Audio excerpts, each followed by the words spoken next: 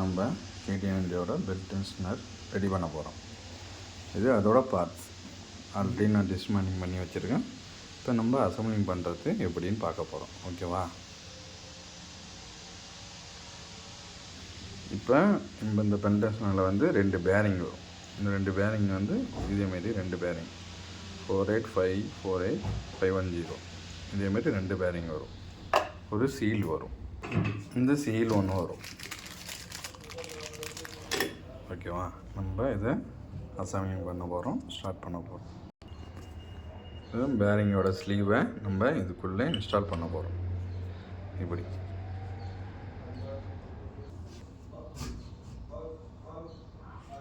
இப்போ நம்ம இந்த ஸ்லீவ் போட்டாச்சு. இந்த ஸ்லீவ் போட்டோன்னா இது போய் இந்த ஒரு கீழே ஒரு ரிங்கு ஒன்று இருக்குது, அதை போய் ஸ்டாப் ஆகி நின்றுடும். அது வரைக்கும் நம்ம அதை இன்சர்ட் பண்ணணும். தெரியுதா உங்களுக்கு? 2 ரிங்கு, அதில் ஒரு ரிங்கில் ஸ்டாப் ஆகிடும். ஃபுல்லாக இன்சர்ட் பண்ணிட்டேன். இதுக்கப்புறம் ஒரு பேரிங் வரும். இப்போ இந்த பேரிங்கில் நம்ம ஃபுல்லாக கிரீஸை ஃபுல்லாக இன்சர்ட் பண்ணணும். இப்போ நம்ம கிரீஸ் போட்டாச்சு ஃபுல்லாக. இதுக்குள்ளே இன்ஸ்டால் பண்ணணும்.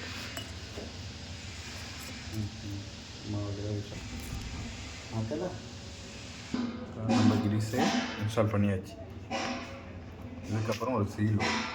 இப்போ நம்ம இந்த சீலை இன்ஸ்டால் பண்ண போகிறோம். இப்படி இன்ஸ்டால் பண்ணணும். ஃபஸ்ட்டு ஒரு ஸ்லீவு, அதுக்கப்புறம் ஒரு பேரிங்கு, அதுக்கப்புறம் இந்த சீல். ஓகேவா?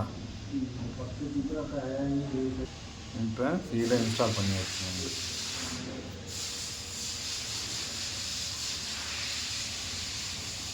இப்போ ஃப்ரண்ட் சைடில் வந்து சேம் ஒரு ஸ்லீவு, ஒரு பேரிங்.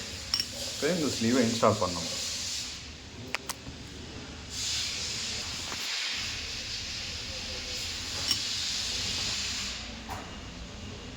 இந்த ஸ்லீவை இன்ஸ்டால் பண்ணணும். இப்போ இந்த ஸ்லீவை இன்ஸ்டால் பண்ணியாச்சு. இப்போ அடுத்து என்ன பண்ண போகிறோம்னா, இந்த ஷாஃப்ட்டை இதேமாரி இந்த வயசில் இன்ஸ்டால் பண்ணிக்கணும். இந்த ஷாஃப்ட்டில் இதை ஃபஸ்ட்டு இன்ஸ்டால் பண்ணணும். நம்ம இந்த ஷாஃப்ட்டில் இதை இன்ஸ்டால் பண்ணிட்டோம். இப்போ இதில் இன்னும் போட வேண்டியது என்னென்னா, ஒரு பேரிங்கு, ஒரு புஷ்ஷும் ஒன்று போடணும். உள்ளே இன்ஸ்டால் பண்ணணும். டூ மச் கிரீஸ், நிறைய கிரீஸை போடணும். நிறைய கிரீஸ் போடணும். இப்போ நம்ம இந்த ஷாஃப்ட்டை இன்ஸ்டால் பண்ண போகிறோம்.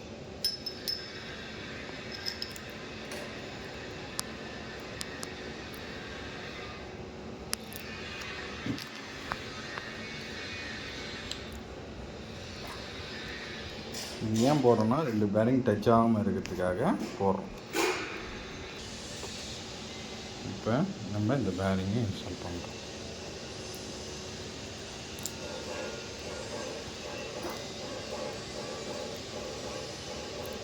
இன்ஸ்டால் பண்ணிட்டோமா?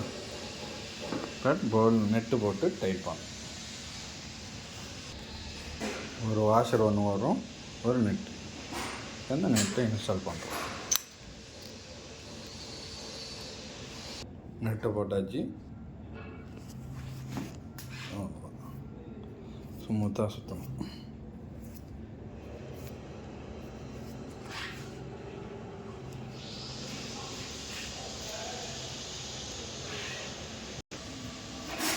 இது மேலே ஒரு கப்பு இருக்கும். அந்த கப்பை இந்த 6 போல்ட்டு போட்டு டைட் பண்ணணும். டைட் பண்ணிட்டா இதோட ப்ராசஸிங் முடிஞ்சு போச்சு, அசம்பிளிங். அதுக்கப்புறம் நீங்கள் எப்பயும் போல் கிரீஸ் அடித்து பெல்ட் டென்ஷனர் போட வேண்டியது தான்.